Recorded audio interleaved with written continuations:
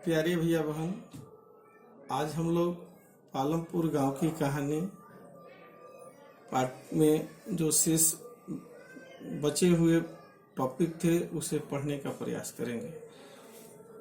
भैया बहन, पिछले वीडियो में हम लोगों ने देखा था कि पालमपुर में मुख्य रूप से उत्पादन की क्रिया कृषि है।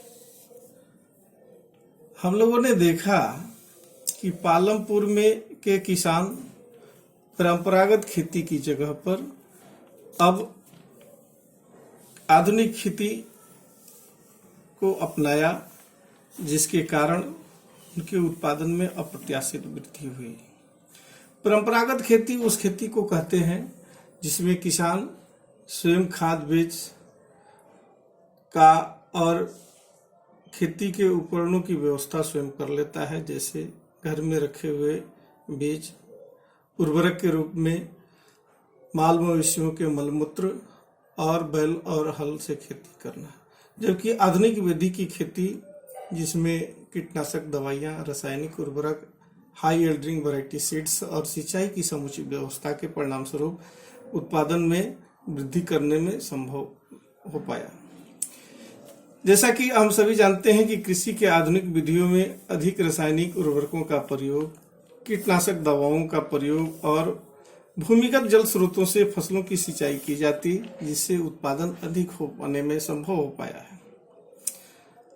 अब हम रासायनिक उर्वरक या कीटनाशक दवाइयों के दुष्परिणाम के बारे में जानें। अधिक रासायनिक उर्वरक के प्रयोग से मिट्टी की उर्वरा शक्ति में कमी आई है।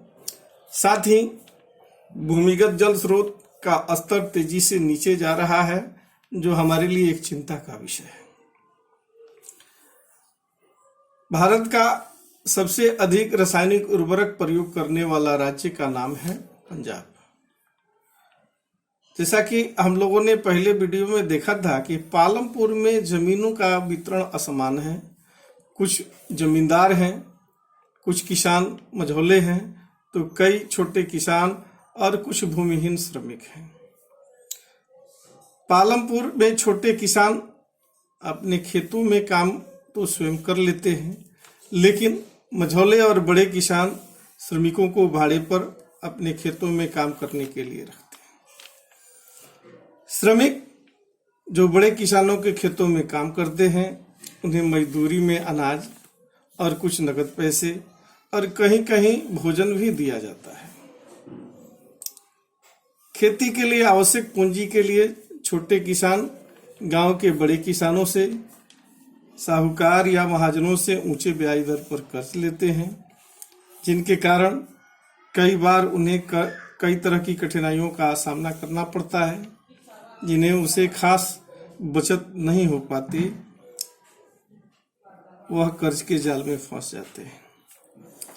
जबकि बड़े किसान जिनके पास अधिक अनाज का उत्पादन होता, अधिशेष अनाजों को वह बेचकर अगले फसल के लिए आवश्यक पूंजी की व्यवस्था कर पाते हैं।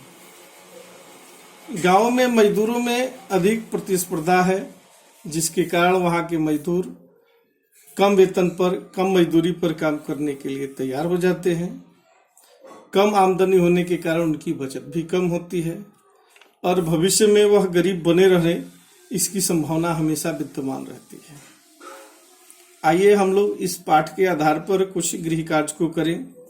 जैसा कि कहानी के आधार पर हम बताएं कि डाला और रामकली जैसे खेतीहर श्रमिक गरीब क्यों हैं। सविता को तेजपाल सिंह से किन शर्तों पर ऋण मिला? क्या सस्ते ब्याज दर पर ऋण की उपलब्धता देश के आर्थिक विकास के लिए जरूरी है? अगर है तो क्यों? खेती के आधुनिक विधि के लाभ और दोषों का वर्णन करें। बहुविधि फसल प्रणाली और आधुनिक विधि में अंतर स्पष्ट करें। हरित क्रांति किसे कहते हैं? भारत में हरित क्रांति के प्रभावों को लिखें। इसके साथ ही आज का वीडियो यहीं समाप्त।